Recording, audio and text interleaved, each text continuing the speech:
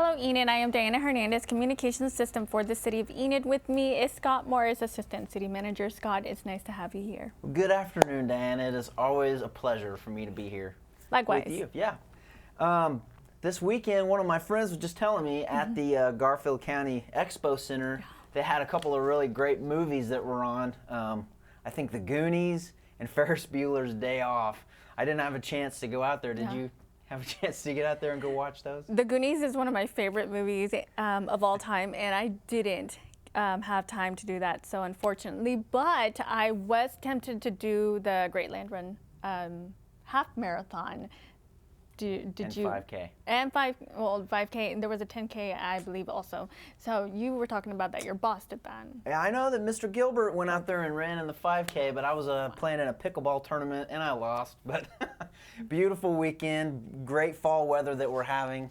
I know a lot of us, this is our favorite time of year to get things going. So what's going on in Enid? All right, first things first.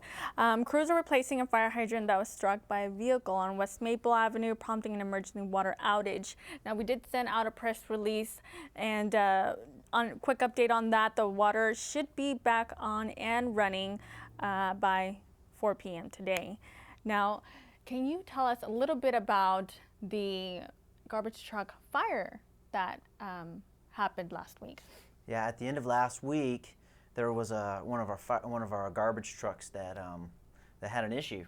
The driver noticed there was smoke coming out of the top, and he did the right thing, followed protocol, figured out yes there was a fire found a safe place away from where people would be, away from traffic, and went ahead and ejected that load of trash onto the dirt road, and we were able to get the fire put out, and nobody's business got damaged, nobody's property was damaged, and the fire truck wasn't destroyed either. So very good job to our solid waste department for following the right protocol.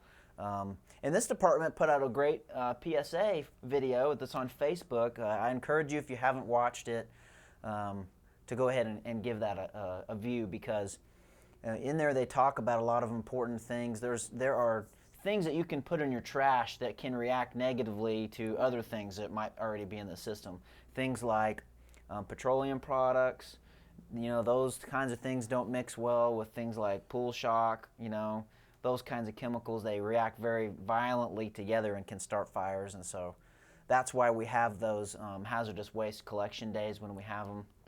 Don't put those kind of chemicals in your trash, because it can cause quite a big problem, and it costs a lot of money and damage property.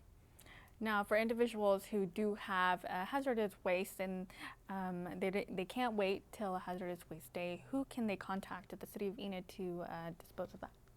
They can always call our solid waste department at 616-7300. They may have some alternative storage or some ideas on what to do with those chemicals until we have our next collection day. Awesome. But great job to the fire department as well for responding, getting out there and taking care of the issue so that it, That's right. didn't become much worse. So great job all around. That's right. I agree.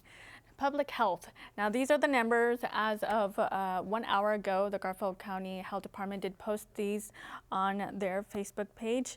And Garfield County COVID-19 numbers as of today, September the 21st, 2020, our total confirmed cases are 1,504. Death related to COVID-19 in Garfield County are 18. Recovered from COVID-19 in Garfield County is 1,174. Active cases of COVID-19 in Garfield County, 312. Now, I know that the city does not have a mask mandate, and what would you suggest viewers that are watching and residents of Enid to keep doing to help kind of lessen the impact that COVID-19 is having on all of us? Well, I would just encourage everyone to continue as much social distance as you can. I think that is probably a component that helps. They say that wearing a mask will help. Instead of that 6-foot barrier, it makes it where if you have droplets that it only goes out just several inches. So, that is a good idea. That's not a mandate. I am encouraged, though. It looks like our numbers have started to plateau some. I hope that continues the trend and we start to go downward some. The last several weeks, people have been concerned about the numbers that the school system uses. Several weeks ago, we were at 49.14 cases per 100,000 in our county, and it went down to 45, and then last week we were 38. So that continues to go down. The number of people who have had COVID and have, if you subtract out the ones that have recovered and figure out the active cases, if you will, that are in our city, we're at 293 today. We've been less than 300 for about a week now. It's hovering there and plateauing. We'd really love to see that continue to go down. 6-7 weeks ago, we were at maybe 100 active cases in Enid, and it has gone way up, but we were 343, I think, was our highest. Right. And now we're down below 300, so I just really hope that continues to go down and people can continue going out and having fun. Thank you, Scott. Yeah. Now let's talk about the upcoming study session. It is for October the 6th, and what can you give details can you give me on that, and what will be on the agenda for the study session? All right. Well, we're still working out the study session. There is going to be a few things on there that will be an update from our finance department, likely talking about our sales tax within the city of Enid. That should be on there. Sales tax over the last several months since July have, we really didn't know what COVID was going to do, and we really projected about 10% down from last year, and we've had several good months. Last month wasn't quite as good as the first two, but they may do an update on that. Our ERDA will likely do an update on their efforts to attract retail and commercial business into Enid. They'll probably have an update there. We've also been considering, and if you've been following, we've been having discussions and talking about purchasing the Great Plains Bank building at 401 West Broadway. And I had an opportunity recently with some other people in the community to go tour that, and what an amazing facility that is. Great old building, good architecture that's in it, some historical things, but the building is in really, really great condition too.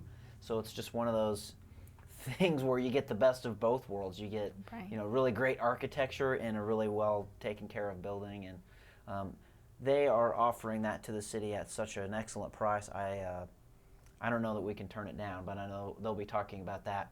And we've been discovering just how can the city use this to the benefit of the community, whether that be for a youth organization to use part of it, or for other community groups, or maybe even some space that could be rented out for